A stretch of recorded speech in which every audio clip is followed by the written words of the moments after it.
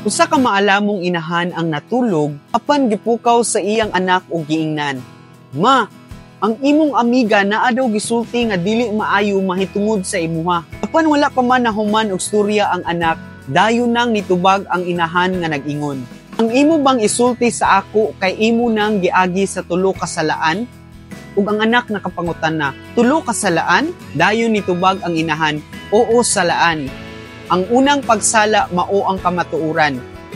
Ang imo bang isulti sa ako kay adunay kamatuoran nga kini sa iya gyud gikan? Ug ang anak nitubag, wala, nadungog ra pud nako sa atong mga silingan. Dayon nga nagpadayon og storya ang inahan. Ang ikaduhang salaan mao ang ikaayo. Sa imong pananaw, kung akong madunggan ang imong isulti sa ako baning ikaayo o ikaayo sa tawo nga imong gihisgutan nga nagsulti og dili maayo? Ug ang anak nitubag, dili.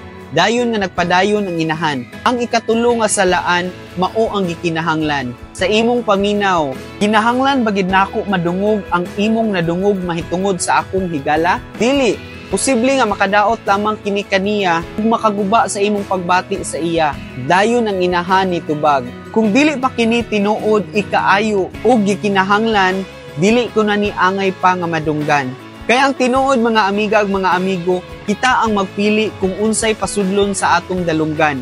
Kay posible nga ang makasulod ani maoy modumala sa atong kasing-kasing nga usahay hinungdan makabuhat kita og dili mga maayong paghukom o pagbalos. In short, dili nimo kinahanglan paminawan tanan. Labinag nasayod ka nga sa pagpugong asa ra kataman. Kung naa kay madungog nga mga storya pagpanglibak, dili nimo kinahanglan ihatod dayon sa uban. Salaa kini pagmaayo kung kini aduna bay kamatuoran, kaayuhan o gikinahanglan. Ayaw himuang tulay ang imong kaugalingon sa kagubot, kasilo ug kahiubos sa uban. Aron dili ka masagpaan. Kay ingon pagani ang Bible sa Panultihon 18:6, tungod sa pagpatakag bukas sa iyang baba, ang buang-buang makatilaw og sagpa. Maayong adlaw, and once again, this is your Migo Nimo reminding, sa dili pag-apil-apil sa chismis, padayon ug paglig-on kay mag-celebrate ratapuhon. God bless everyone.